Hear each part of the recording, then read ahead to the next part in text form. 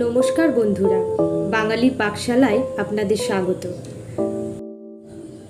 বাজারে কুমড়ো সবজি হিসেবেই ব্যবহার হয়। আজ আমি আপনাদের এই কুমড়ো দিয়েই মিষ্টি তৈরি করে দেখাবো। আজকের রেসিপির নাম কুমড়োর কালাকাঁদ। যে পরিমাণ কুমড়ো লাগবে, ছানার পরিমাণ তার থেকে একটু বেশি নিতে হবে। আমি এখানে 100 গ্রাম কুমড়ো ও 150 গ্রাম ছানা নিয়েছি।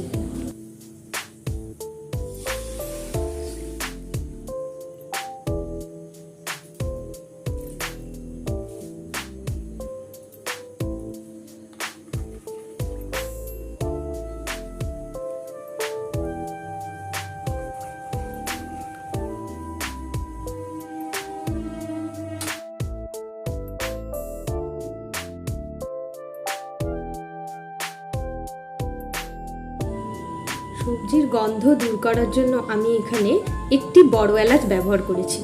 আপনারা চাইলে 2টি বড় এলাচও ব্যবহার করতে পারেন।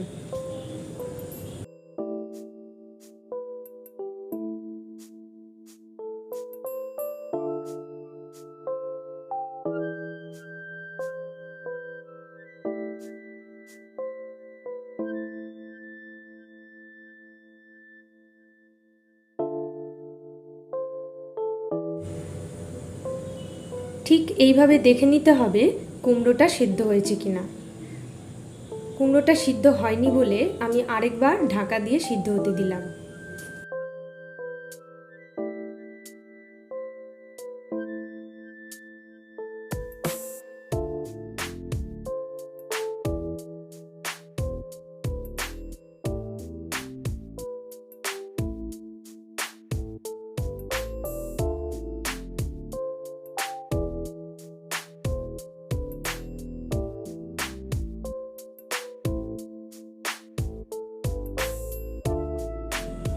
সিদ্ধ করা কুমড়োগুলো ঠিক এইভাবে কাঁটা চামচ দিয়ে চেপে চেপে স্ম্যাশ করে নিতে হবে। এটি হাতে মেখে চটকে নরম করলে চলবে না।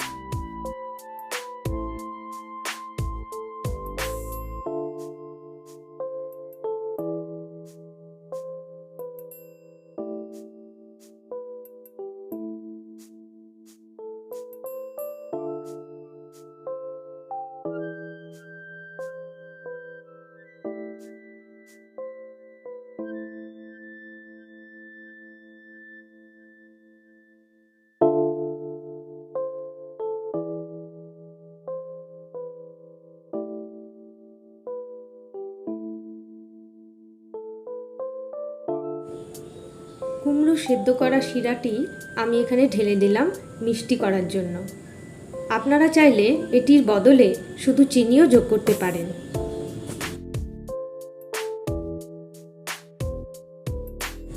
বেশ ভালো করে নাড়াচাড়া করার পর মাখা মাখা হয়ে গেলে এটিকে আমি প্লেটে ঢেলে ঠান্ডা করতে দেব।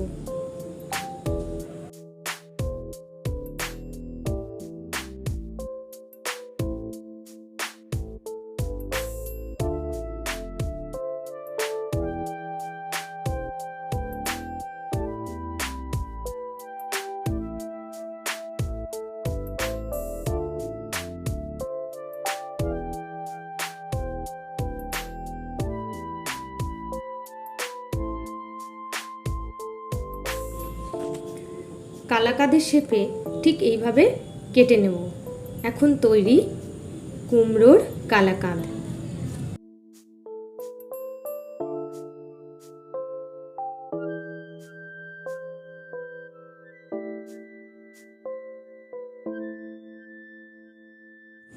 আমার দেখানো তো শেষ হলো, আপনারা বাড়িতে তৈরি করবেন তো? বাড়িতে তৈরি করে কমেন্টে লিখে জানান কেমন লাগলো কুমড়োর কালাকাঁদ।